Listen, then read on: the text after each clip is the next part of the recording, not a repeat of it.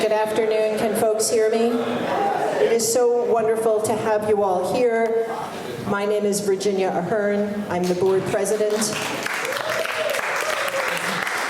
at New Jersey Peace Action. We're actually going to start the program with honoring one of our most powerhouse activists I've ever known. And I know that's the reason that so many of you came today. So Terri Suess.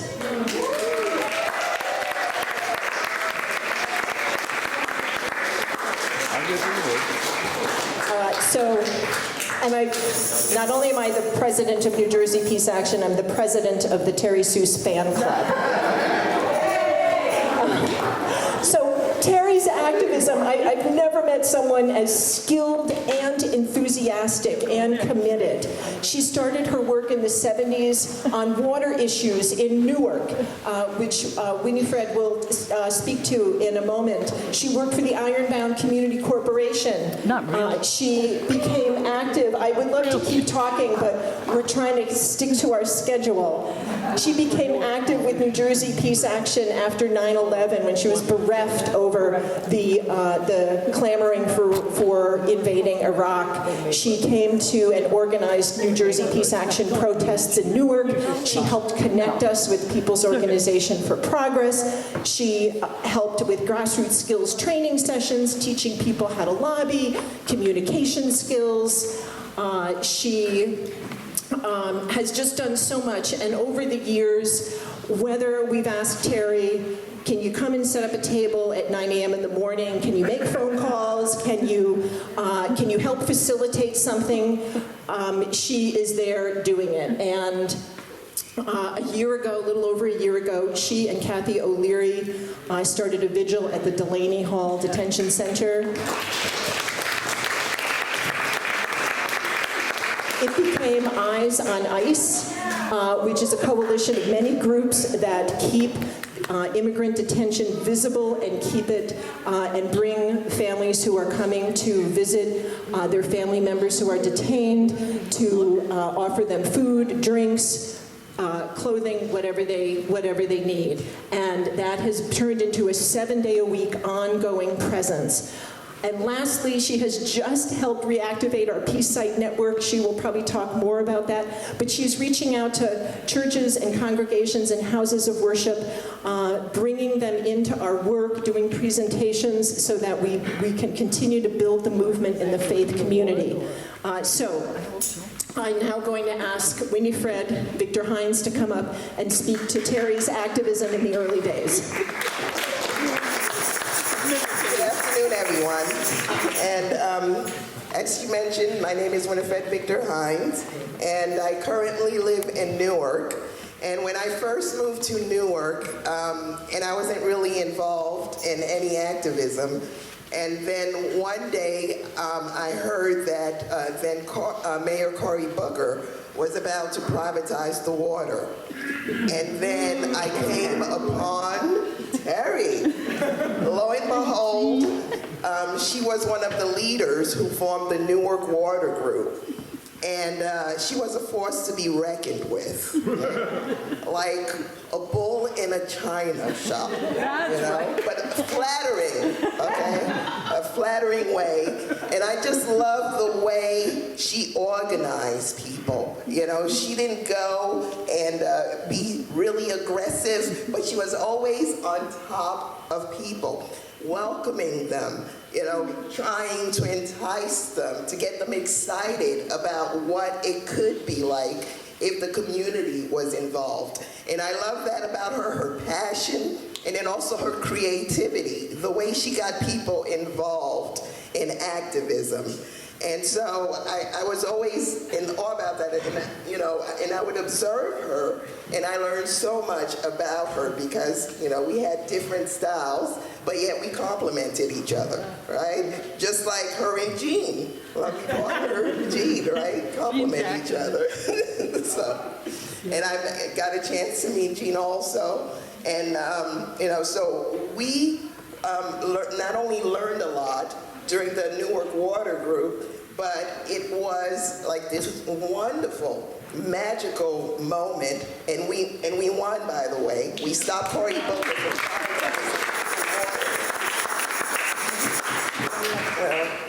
and so it was just a style, you know, with Terri leading the charge a lot of times, but also, you know, with all of us having an equal say in it, which you don't usually find because there's always a lot of control, but I know it's only 1 minute, right? So I could say a lot more about Terri, but definitely she's very deserving of this award and a wonderful person to have in your corner. So without any further ado, we are awarding Terri Suess the Peace Action Person of the Year 2026. Presented to you, Terri Suess, for personifying peace in action through her lifelong commitment to organizing on peace and justice issues. Let's give her a huge round of applause.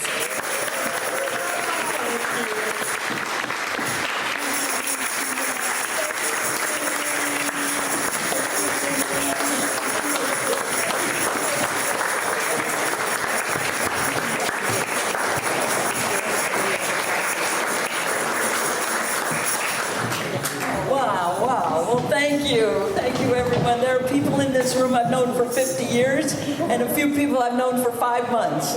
So you're all beautiful, and it's really a huge honor for me to be recognized by New Jersey Peace Action, which is one of the premier organizations in my life. I know there's many times when if it didn't exist, I don't know what I would do, really. So I did write out a speech, which I can't read, but because it's way too long. But basically, a big thank you to friends and family who are here today, and to the people I've known for so long. And the newcomers, I hope you'll take a chance to get to know New Jersey Peace Action. And also a big thanks to the board, the staff, and the volunteers of New Jersey Peace Action who made today possible. I think we owe them a big round of applause.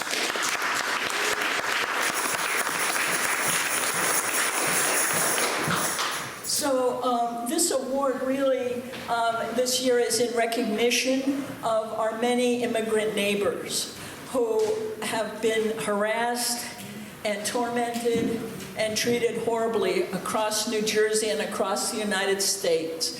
And that really was the motivator for me to go down to Delaney Hall before it opened. We knew it would be ugly because any jail is usually pretty ugly, often just terrible, always ugly. Is that Kathy? Thank you. So anyway, I was down there a week, and then Kathy came, and we went to breakfast. And that was the best thing that happened to me last year. So let's have a round of applause for Kathy.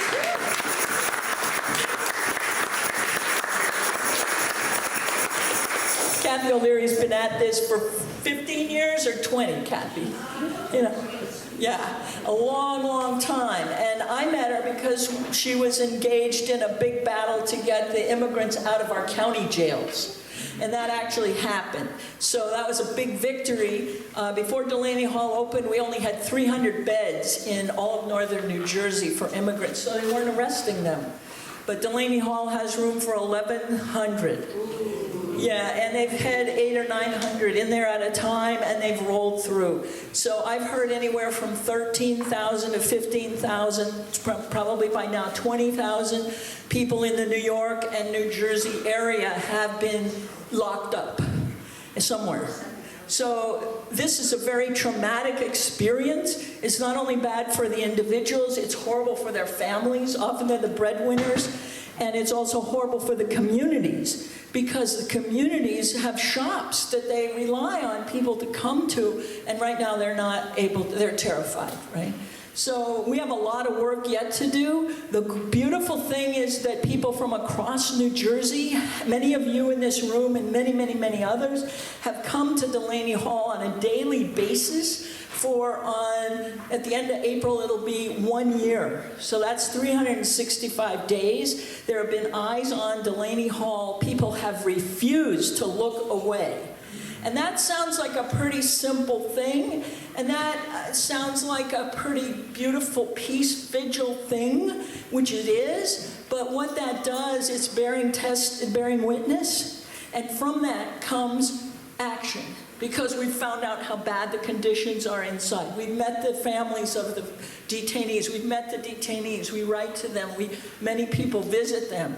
So a lot has come out of that 1 year of people refusing to look away. So that's something that I hope all of you would think of, that often we can go. The big quote is from Amy Goodman. She said, go to the place where there's silence and say something. So take that as a mantra, and we can all do that. That's our task. It's a big task. We are hugely privileged, hugely endowed with all the beauties of so much that's been given to us by many of our immigrant parents and grandparents. And we owe a huge debt to people. And we owe a debt to people to have a good life here. This is, what we're looking at is a succession. We need these young immigrants. We need them to come and do the beautiful things, bring their innovation to us. We know that. So that's the narrative we need to change. Last thing I want to say is about the peace sites. If you are in a peace site, activate it, invite people in. And if you think you have a place that's a peace site, I have an application form that we can use. And let's build our peace site network. So thank you. Arnold, I am president of New Jersey Peace Action Education Fund. And louder. Closer to the mic. Closer to the, Yes. Yep. Okay. Yes. All right. All right. I am thrilled to be able to present the Sylvia and Oscar Ackelsberg Peace Award to the Solidarity Singers.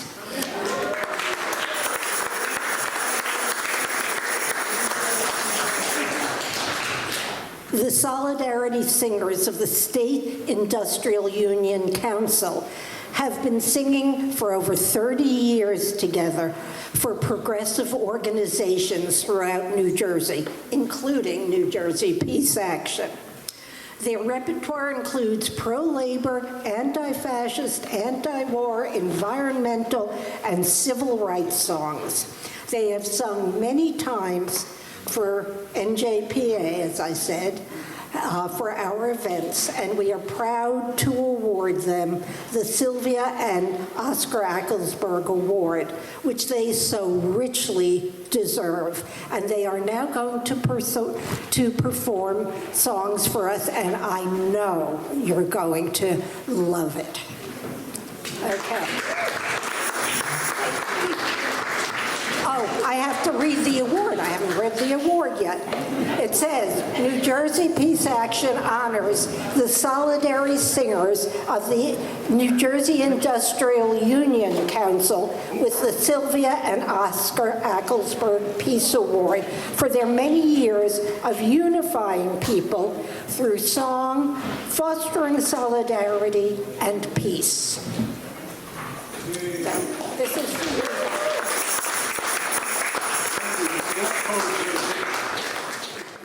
And it always takes us a minute or two to get organized. But we never know quite sure who's going to be here. Can you hear me in the back? Yes. We are old-fashioned acoustic folks. We stay away from microphones as much as possible.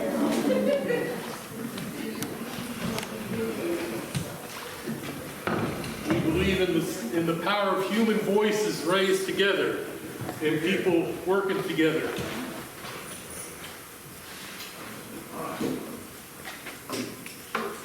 And we hope that you will sing with us.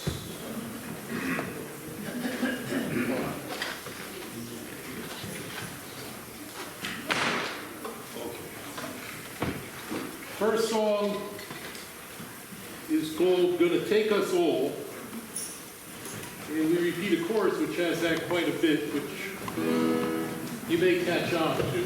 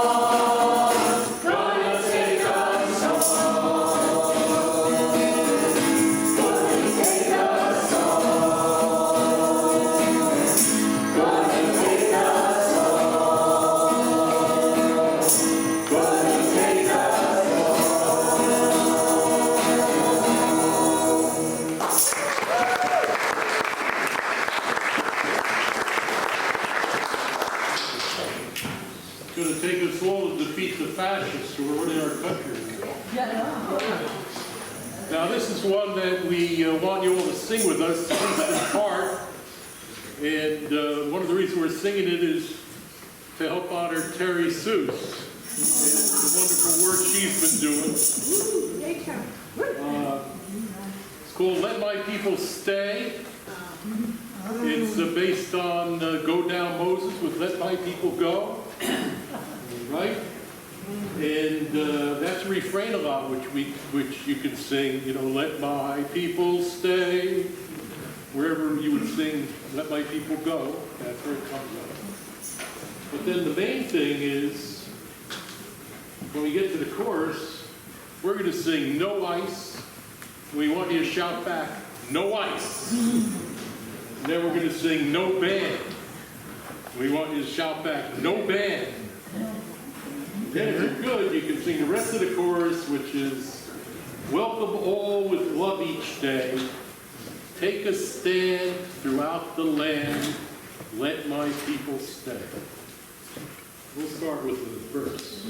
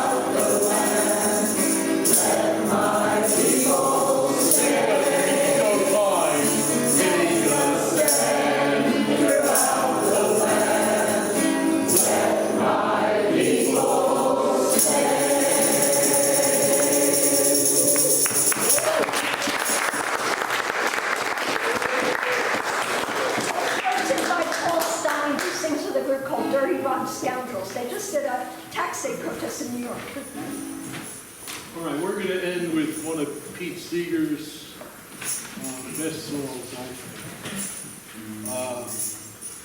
He wrote it the last time Americans went up to the moon and sent back the pictures of our planet. And he had a reminder of that, which Trump didn't bother to celebrate. You know, I don't know if you noticed, the mission to the moon was extremely woke. The pilot of the space, and it was completely DEI. The pilot of the craft was a black astronaut. Another one was Canadian. Another one was a woman. And not to say anything negative, but there was only one white male Christian.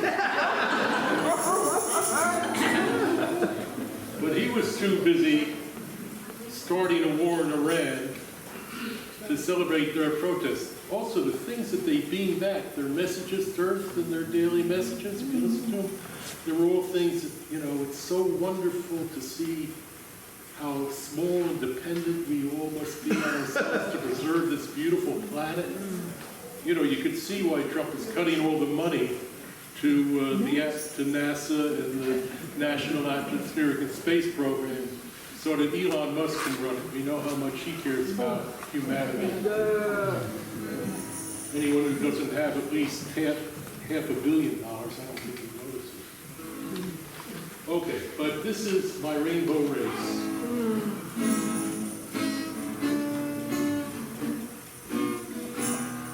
And I will sing, we'll sing one chorus a little slowly, and then we'll line it out and you'll all sing it with us.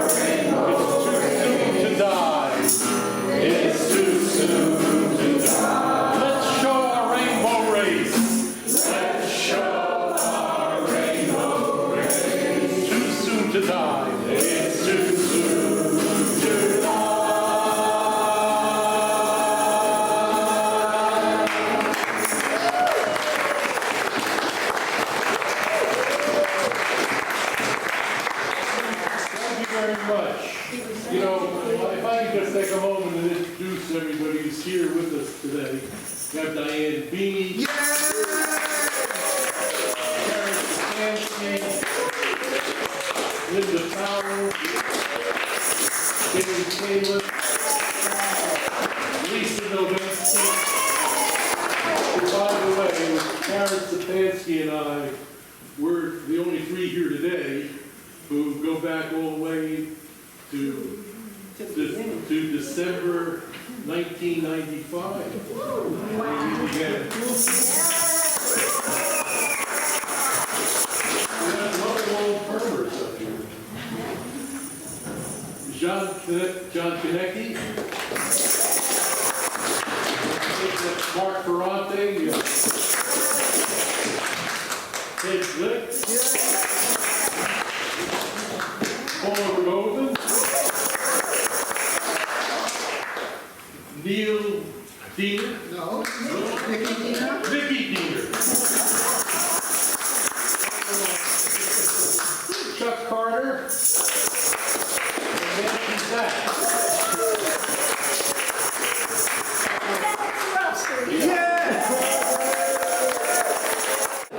All right, everyone. All right, another round of applause for the Solidarity Singers.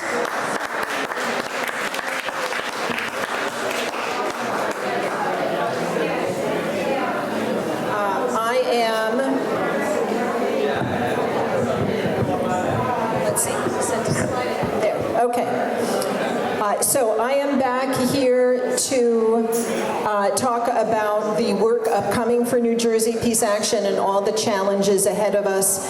And then there will be, I think, a little bit of time to get more food and chit-chat before the main speaker.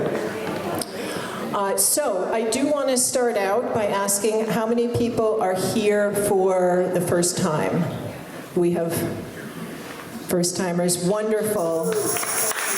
Welcome. Welcome. And I now want to ask the board members who are here in the room to raise your hands or stand up. There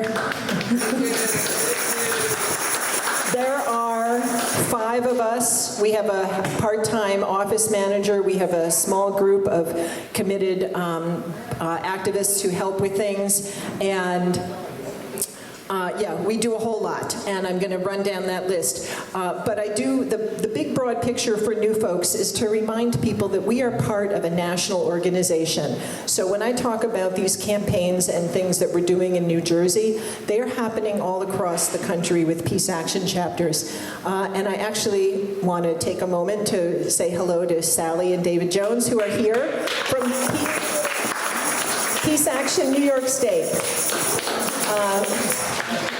Doing amazing activism in New York. We also do a lot of our national organizing and locally with many other organizations.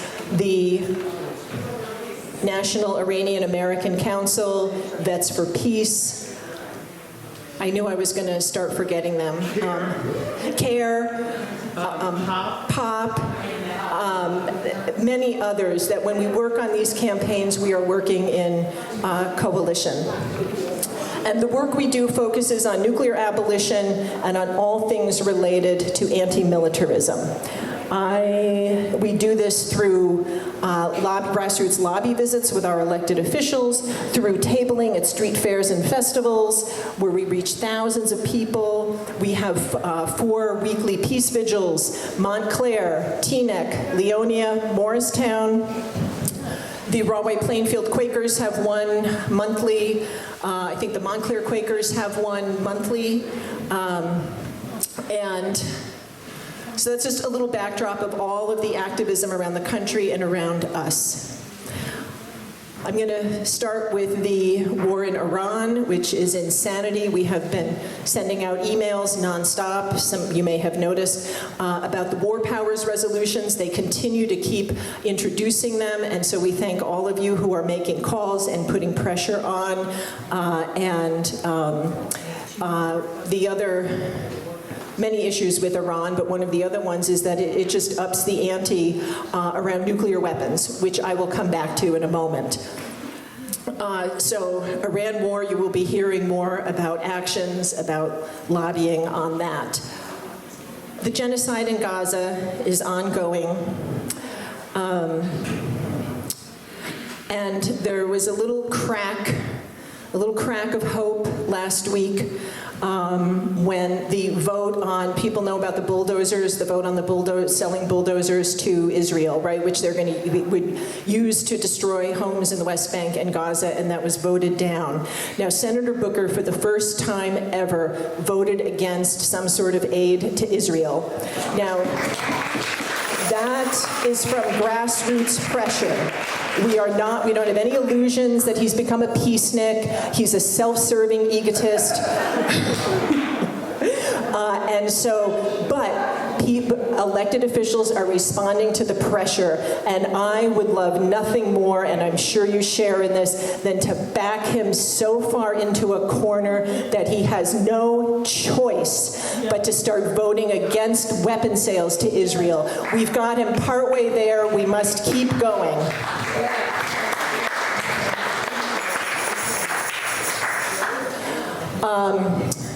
The current request for the military budget, which is also in the mix of what we're doing, $1.5 trillion. It's unthinkable. We will be addressing this in our grassroots lobby outreach and visits upcoming, and of course this is all at the expense of education and schools and infrastructure and a decent healthcare system. We all know this. I'm going to come back around to our No Nukes work, our Back from the Brink campaign. We've had 2 recent successes with both Mayor Andre Saig of Paterson and City Councilman Jake Efros from Jersey City signing on to the Back from the Brink campaign. This is a campaign where they're nationally, there are 5 common sense steps to take to reduce the nuclear threat. Thousands of local elected officials and city councils around the country have endorsed this, and we have gotten our first 2, and we're going to continue. This is a great way if you're jumping into activism, because we go to meet elected officials who agree with us and who are probably going to sign on. So you get a really positive feeling from these meetings. Let's see, and I am going to bring up Adam Marshall, who spends dozens of hours a week at Delaney Hall, to talk a little bit more about our work there.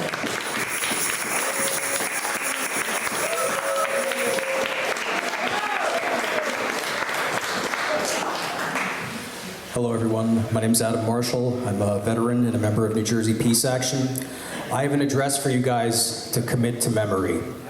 451 Doremus Avenue, Newark, New Jersey. I want to ask the crowd, feel free to call out the answers.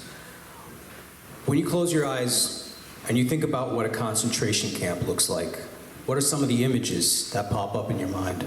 Just call them out. Barbed wire. Barbed wire. Starving people. Starving people. Fences. Fences. Barbed wire. Indeed. Trucks going in and out, Guards. trains going in and out, guards at the gates.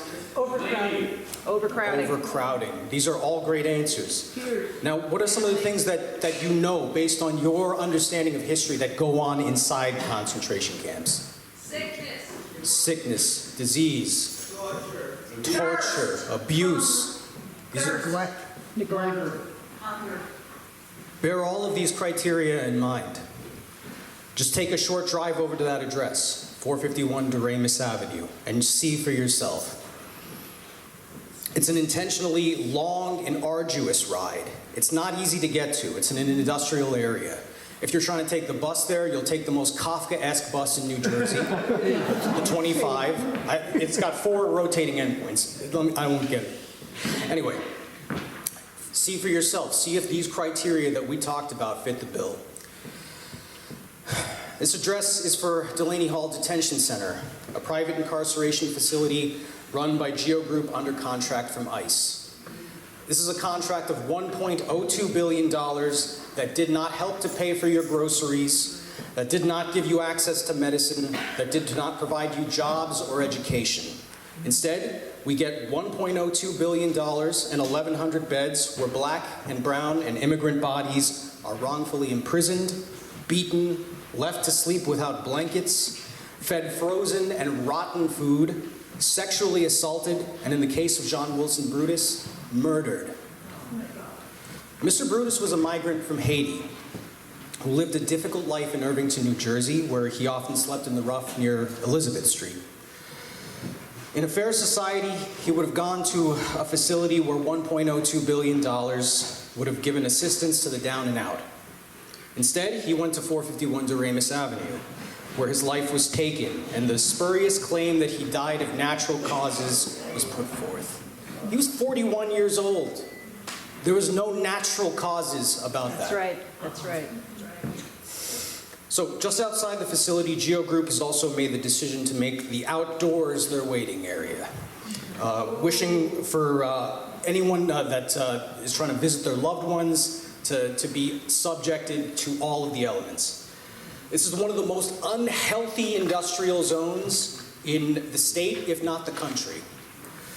The air is putrid with plumes from chemical plants, sewerage infrastructure, and it's just genuinely dangerous to people with respiratory problems, children, and the elderly. People routinely wait for 3 hours or more in all of the elements, freezing rain, boiling heat, etc., just so they can have maybe a 45-minute meeting with their loved one. These injustices are too numerous to fully list out at the podium, but I want to focus on what we can do about this. So we at Eyes on Ice, thanks to the amazing work of Terri, thanks to the amazing work of Jean, thanks to the amazing work of Monica, so many people within Kathy O'Leary,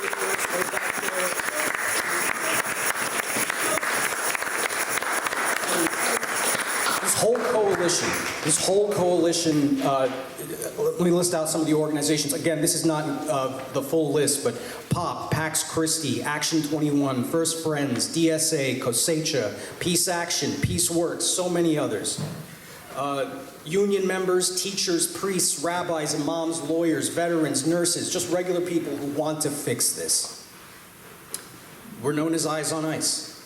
As I tell you these things, I don't want you to lose heart. There's 3 things that we can do specifically, and the first one is collective care. This is great because anyone can do it.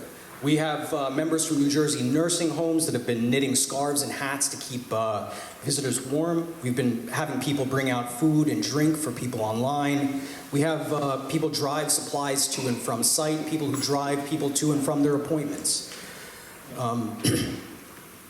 If you guys want to help out with us, I've got some flyers at the end, just come see me.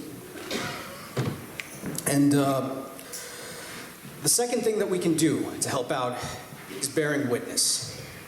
Make no mistake that ICE and the administration are engaged in crimes against humanity. That's right, that's right.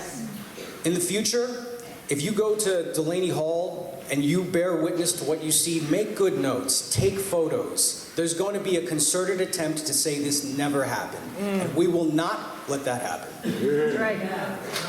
That's right.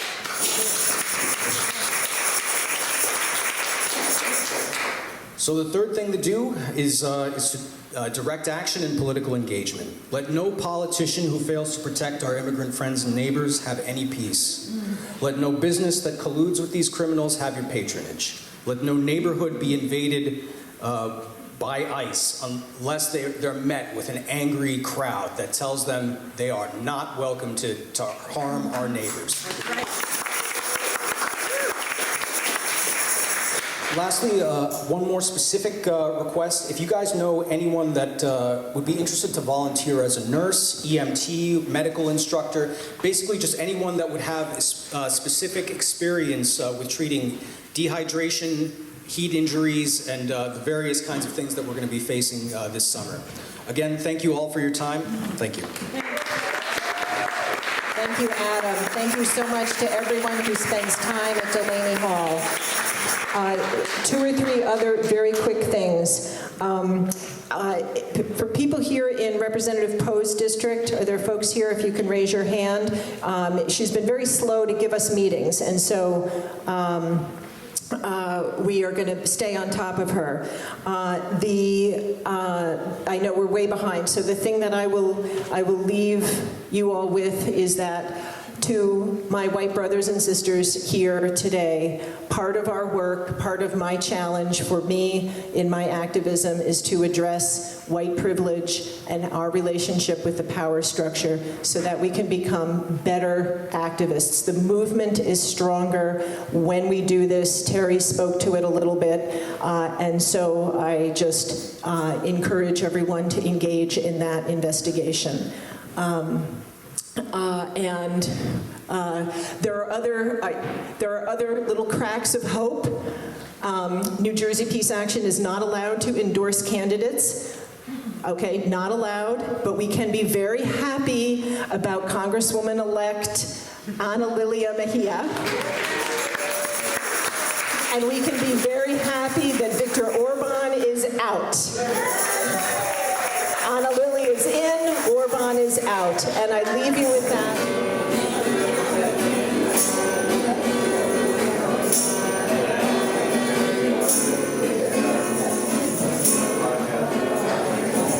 All right, while you write checks, you can also sing. Especially if you're not writing a check, you can sing. This is No More Nuke Tests, which I think you'll get to hang. Here we go.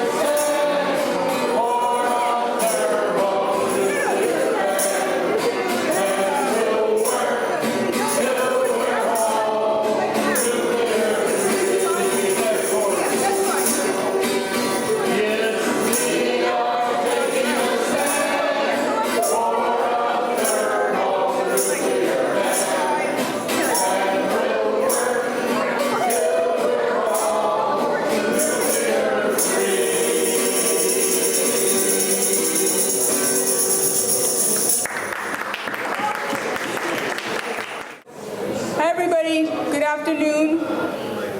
My name is Anna Nelson. I'm a New Jersey Peace Action Board member. And we welcome we welcome Dr. Matthew Breay Bolton as our keynote speaker today.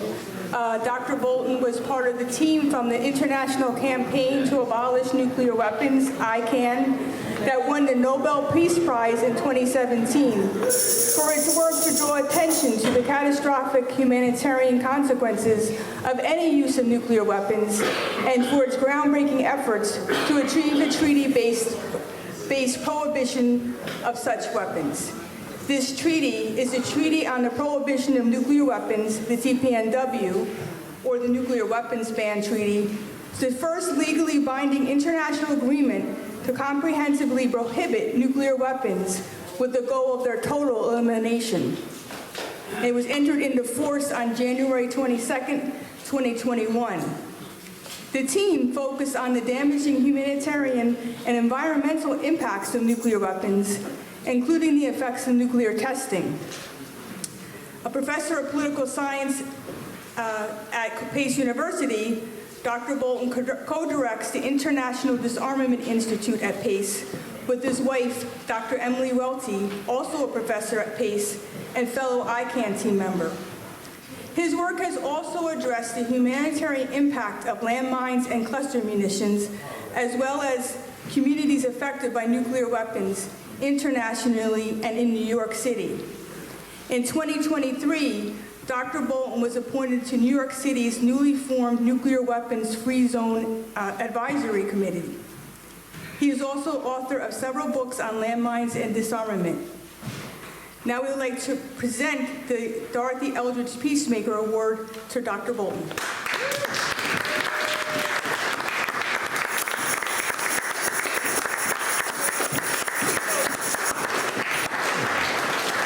So I'm presenting the Dorothy Eldridge Peacemaker Award to Matthew Breay Bolton for his steadfast dedication to champion nuclear disarmament, environmental justice, and a greener world. Congratulations.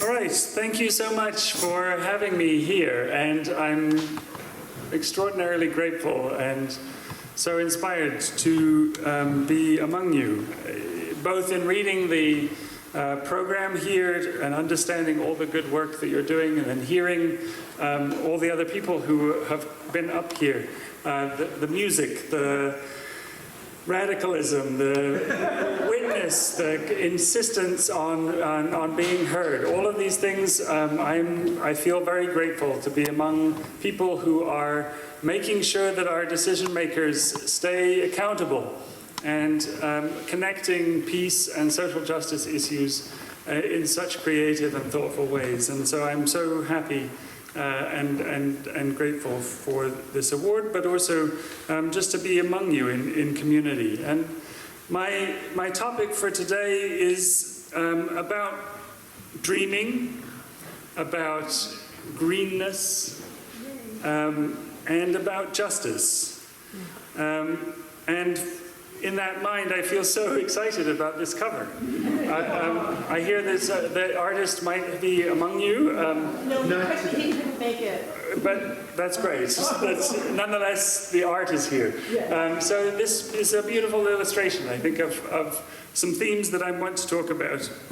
In thinking about how to imagine a world outside of the deeply troubled space that we live in today.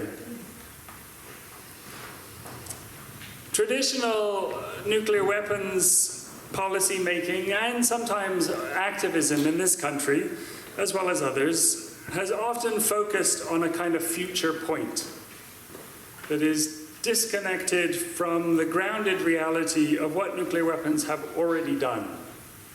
So there's a tendency, for instance, to think about it as a security issue, maybe a peace issue, rather than a human rights issue in the present, right? Or as an environmental issue that is already happening. And I am inspired by your particular approaches of the many different things you're up to, right? Of connecting nuclear weapons issues to the war in Gaza, the genocide in Gaza, to ICE, right? To militarism more generally. And I want to encourage that. So I'm giving a speech here not to tell you what you're doing wrong, but rather to encourage and give sustenance, if I can, to the very work that you're already doing. So examples of how this kind of traditional understanding of arms control has been baked in, if you will, to the international system is like the 1968 Treaty on the Non-Proliferation of Nuclear Weapons, or the NPT Treaty, that will be having its review conference, probably quite an unpleasant one, to be honest, this month, here in New York City. I know this is not New York City, but here in Dubai. And many other agreements, but just let's take the NPT as an example, has no material assistance to people who have been affected by nuclear weapons. Right? So there's no provision in the NPT of medical care for the Hibakusha, the survivors of the atomic bombings in 1945. And what other, when we think about law and policy, what other law and policy would ever have something, would we pass that wouldn't have something for the people most affected by it? Right? Nuclear weapons is often cut off from the reality of the actual weapons, the actual problem that we don't do in other forms of policy. And it's strange.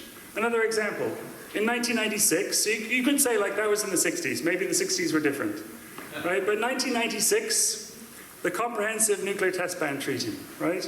That was brought about in part by the activism, maybe some of you here in this room, as well as nuclear-affected communities in the west of this country and also in the Pacific and elsewhere who really pushed for this to happen.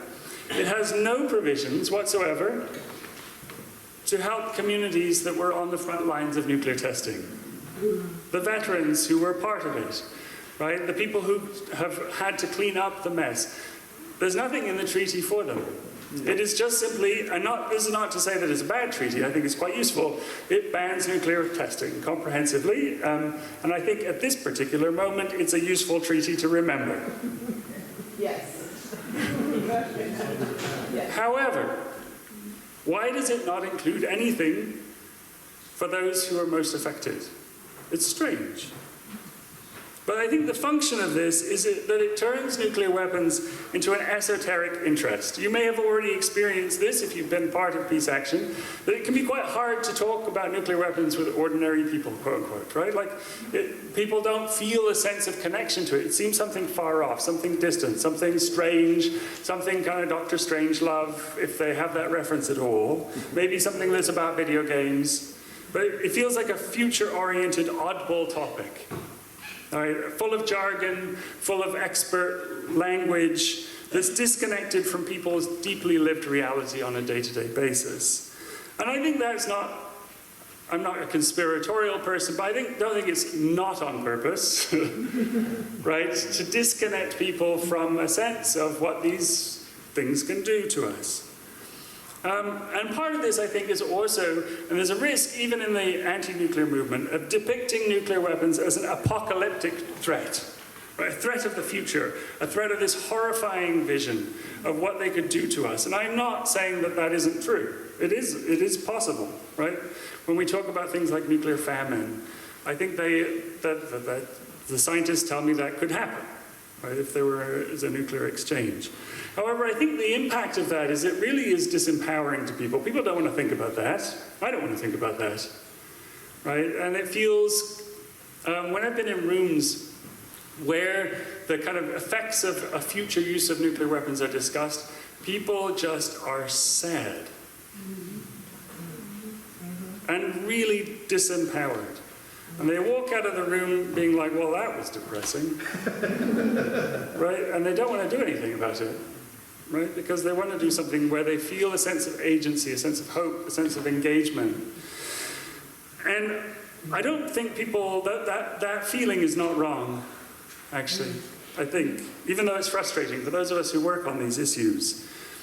I think where I found the most help in thinking about this is a paper I read by Kyle White, who's a scientist, an Anishinaabe scientist who was a former advisor to the White House, not this one, on climate issues. And he writes that for many people, the climate change is not a future apocalypse. Environmental apocalypse for some people has already happened. For his people, right, native peoples of this continent, the environmental apocalypse happened 500 years ago, right? The Columbian Exchange, which is a euphemism for colonialism, right? That for many people, they were already torn from their lands and put somewhere else, and then had to figure out how to make a living, how to live on the land that wasn't theirs, right? And so, to paraphrase Kyle White, if I can borrow from him, I think for many people, the nuclear apocalypse already happened. It's already done. It's already occurred. In Hiroshima and Nagasaki, it already happened. The apocalypse is 85 years old, or 80, years old. Recently, over the last 10 years, I've been visiting communities in the Pacific region that were affected by nuclear testing. So, for example, I visited Kiribati, which is, for those of you who don't know how it's spelled, it looks like Kiribati, but it's spelled Kiribati. Many people don't know much about Kiribati, but it is a country that is both affected by the climate crisis, in that it is a low-level atoll country, coral atoll islands that will be affected, are already being affected by the rising sea levels. But also the US and the UK tested something around 30 atmospheric nuclear tests on Christmas Island in the Pacific. And visiting there was so strange in the sense that 30 nuclear weapons is a lot. And many people around the world have never even heard of the place, right? And I think that there's something really strange about that. But I talked to people, before I went, people said, you'll find it very hard to meet people who lived during that time. It was a long time ago, probably people have moved on. They all live in the same neighborhood. They're all there, right? They're all people who, and then the neighborhood developed during the time of the test period, right? So I talked to people, and they're still deeply affected by this experience that they had, where the British troops that were on the island literally chose the test site, by the way, the officer, over gin and tonic. Right? Like, that's how cavalier and casual it was all. A very kind of colonial attitude to the island. And then people were gathered in the main square in the village there, and were given some blankets to protect them. Right? So, told not to look, and one kid did and was blinded, right? Like, these are horrifying experiences. I won't give you too many more of these, because I think these are stories that tell damage rather than our desire. And I want to focus, like Eve Tuck is an indigenous native Alaskan thinker who says, be careful about narrating damage rather than what we want. But I think we acknowledge the damage, right? Another example, visiting the Marshall Islands, again, the testing program, 67 atmospheric nuclear tests in the atmosphere, in the waters, that occurred in those islands. And it's not an old issue, even though it feels like an old issue. Because people are still living with the legacies of it. People can't go home. Their islands have been irradiated by the United States government, and they can't go back there. And so they're stuck on other islands that they don't have the capacity to live on, because they have deep, rich knowledge of how to fish in lagoons. But if you're from Bikini Atoll, which was an atoll with a lagoon, and you're moved to a different island that doesn't have a lagoon, you now don't have the deep, rich knowledge you had of how to stay alive. And so become dependent on other forms of food, such as food assistance from the US government, which may or may not arrive on time, and is like processed food that gives you diabetes. And for older folk who were there during the time of the nuclear tests, there are no oncologists in the Marshall Islands. There isn't one. Right? And so if you get cancer, which if you are exposed to radiation, you have a higher risk of getting it, you have to go to Hawaii or to Taipei. Those are your options if you're on the government health insurance plan. And those are both very, very far away from your family. Right? And the government insurance plan allows you to take one family member with you to help perhaps with translation. You're in hospitals where they don't speak your local language, right, your native language of Marshal. And there's a cap on how much they will provide, $100,000. If you pay into the extra insurance, you might get more. But $100,000 does not go very far in cancer care. Right? And so, isn't it bizarre that these systems and treaties that were put in place to manage the nuclear arms race did nothing for the Marshallese people? Other example, in what the French would like us to call French Polynesia, and people who are from there call Maui Nui. Research just down the road here at Princeton showed that, contrary to the claims of the French, everyone who was in those islands during the 60s was exposed to ionizing radiation, right? Elevated ranges. The French have done almost nothing to help people. They have a compensation program as of like 15 years ago. The Princeton study estimates about 100,000 people were probably affected. Maybe 10,000 would be eligible for the eligibility requirements that the French government has listed. The French have compensated 400 people. Because it's almost impossible to figure out, right? Like, if you don't speak French, you can't fill out the forms. If you don't speak legal French, you can't fill out the forms, right? Like, you have to find a lawyer who can actually understand the ridiculous things. There's all kinds of strange thresholds, right? That you have to have match certain dose requirements that mean nothing in a single human body. And then we know that these are gendered. So the impact of ionizing radiation is different for children, it's different for adults, it's different for people on different kinds of diets, it's different for men and women. But there's a single standard, right, that they apply, which is discriminatory. And it's not just a faraway issue.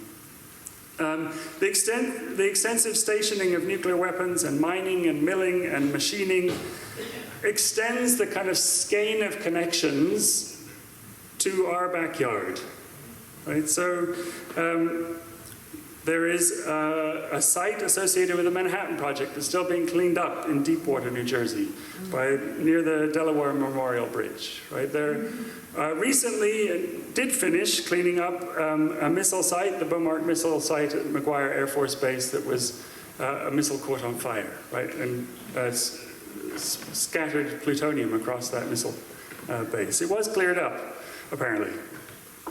Right? But these are materials that don't just disappear, they have to be moved around.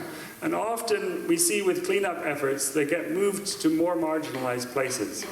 Right? So like there was uranium from the Manhattan Project was stored in Chelsea in New York City during the 1940s. And that has been cleared up by the Department of Energy, but that radioactive material has been moved to the Hanford Reservation, which is in the Pacific Northwest and is indigenous territory that has been seized from people there. So, even though all of that is kind of unsettling, at the least, I think in those connections we can see the potential for action. And solidarity. we can find linkages to this fear of, rather than seeing this kind of a fear of an apocalypse, finding linkages to our local politics, right? That the grounded realities that nuclear weapons have already had in our communities, right? And using that as a way into understanding and building linkages with other people who are also affected by nuclear contamination and violence around the world.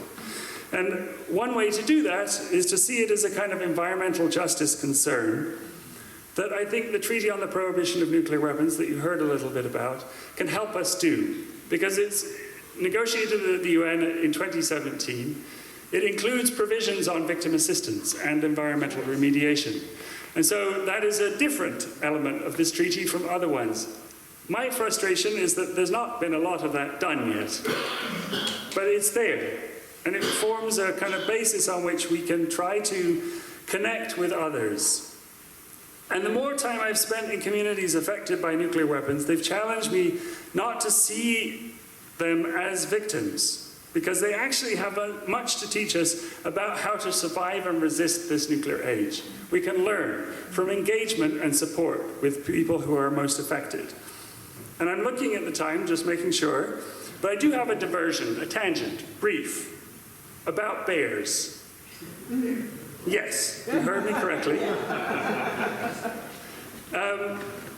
Indigenous frontline communities that I have engaged with on nuclear issues have taught me to consider the land itself and the beings on it as not separate from people. Exactly. Right? So the idea, even in the Treaty on the Prohibition of Nuclear Weapons that has victim assistance and environmental remediation, separates out people from the environment in ways that is a kind of Western conception of the world. And I have been engaged in studying at SUNY ESF, upstate New York, and working with the Center for Native Peoples and the Environment to try to understand this viewpoint better. Because I, as an English person or English and American person of European descent, I've not understood this kind of way of thinking very well. And so around the time that I was doing these studies, I was hiking in Glacier National Park in Montana, and I saw a sign at the trailhead that said, "You are now entering grizzly country. Enter at your own risk," right? Essentially, the National Park Service cannot guarantee your safety here. And as an international relations scholar, I was like charmed by this. Because what is grizzly country? Do you need a visa? I think it's fantastic and marvelous and sort of so absurd that the federal government essentially is ceding sovereignty over by saying, like, we don't control this area. They're saying, like, this bear is apparently in charge. And this is funny because when you look at the, like, intellectual, if we can use that word, the people who gave the intellectual heft to the nuclear age, right? The people who designed nuclear deterrence, who thought about how the world works and modeled it and said nuclear weapons are the thing that will keep us safe, they don't think about bears. And I know this sounds slightly strange, but stick with me. So for example, Kenneth Waltz, who was at Columbia University, one of the kind of key thinkers about nuclear deterrence, he's also a kind of key thinker in post-World War II international relations theory. He said that the world has three levels to politics: man, the state, and war. Right? That man is the lowest level of political agency. I'm guessing, based on the very active political agency in this room, that it's not just men. But also, as you look at bears, for instance, and the way that they get in your trash, right? They don't follow local garbage regulations, right? That they have an agency in the world, right? And then you think about the state, and that the state is not the only way to be sovereign. That the federal government recognizes this animal as challenging itself. And then there is not only war. Most countries, most of the time, don't fight each other. Some do, some more than others, but most don't. And even with the so-called violent threat of a bear, most times we encounter a bear and we don't hurt them, and vice versa, right? There's a way to coexist. And so what I think is funny is that the people like Kenneth Waltz, the people who designed nuclear deterrence, called themselves realists, but they actually often didn't think about much of reality. They modeled it out. They left it out. There were no bears. There were no women. There were no indigenous people. And everyone was fighting each other all the time. And that isn't the reality that many of us live in. It is a reality that exists, but it's not the whole of the story. And so I think we have to have the courage to reimagine that, to reimagine the way that we structure our politics, our security, our relationship with the land, with other people, with the more than human world. And we don't, luckily, have to start from scratch, because you all have been imagining for a while and are trying to make it work. And also, there are people who have already been through the nuclear apocalypse who have survived. And they have thought through ways to keep going, to pass down those stories, to pass down their culture, to tell the ways that they figured out how to evacuate from islands, to keep singing the songs that were meaningful songs to them, to retell the stories and the poetry and the legends that mean things to them, and abide in this deeply awful time that we live in. They've learned to survive, to care for each other, and to resist. And what can we do? I think we can connect with them, because we also are living in the backyard of nuclear problems. And we can find ways, I think, to recover those nuclear stories that are right here amongst us, and figure out how to connect to them, because often those nuclear sites, by the way, are in places where there are other environmental justice problems. Right? They're often overlaid with chemical and industrial sites and pollution that has other people working on those things, and we can lend our solidarity with them to make connections to people who are affected. It also means we can reach out across the divide of, I am a pacifist, but I believe that nuclear veterans deserve justice, right? And compensation and medical care. We can reach out across those political divisions too, to follow the fuel chain, to make connections to other people's nuclear stories, and to see how our futures are linked, to seek justice and redress and make alliances to be able to do that. And so to imagine, I think, a future of nuclear justice that is not just in the abstract, but is enacted in the spaces that we already have agency. And for some of us, that might be at the global level, through treaties like the Treaty on the Prohibition of Nuclear Weapons that will have its review conference at the end of this year. And I think that will be a deeply hopeful space. Some people, it will be at the national level. You were talking about your congressional representatives, right? And other people, it might be at the local level. The national level might be things like getting elected officials to sign off on expansion of RECA, which is the Radiation Exposure Compensation Act, or nuclear disarmament bills. But it could also be hyper-local. And I want to end here by just briefly talking about what has happened in New York City. In 2019, the City Council member Danny Drum put before the Council resolutions and a bill on nuclear weapons and nuclear disarmament, and that passed in 2021. And it included a call on the City Pension Fund to divest from nuclear weapons. That hasn't happened yet, but the political statement is there, and it's something that we can continue to follow up about. Mark Levine, who was the city comptroller, was in the council at the time, and he voted in favor of it, or at least didn't vote against it, because it was a voice vote. Also, the advisory committee that we have is getting local government involved, and there's something really fascinating I've found about getting civil servants' teeth into this issue. To think about what does the local government have agency over, and once it's in like a civil servant's portfolio, they just kind of keep working on it.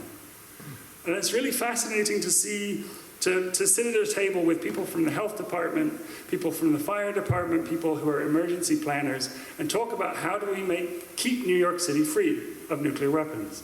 And we were inspired by some of the precedent here in this state, right? That you have in places like New Jersey, in Jersey City and Hoboken, really good laws from the 80s, and they're still on the books, and they're actually fantastic pieces of legislation that are very carefully crafted and could be revived and reaffirmed. And New Jersey itself, as a state, has passed a resolution supporting the TPNW.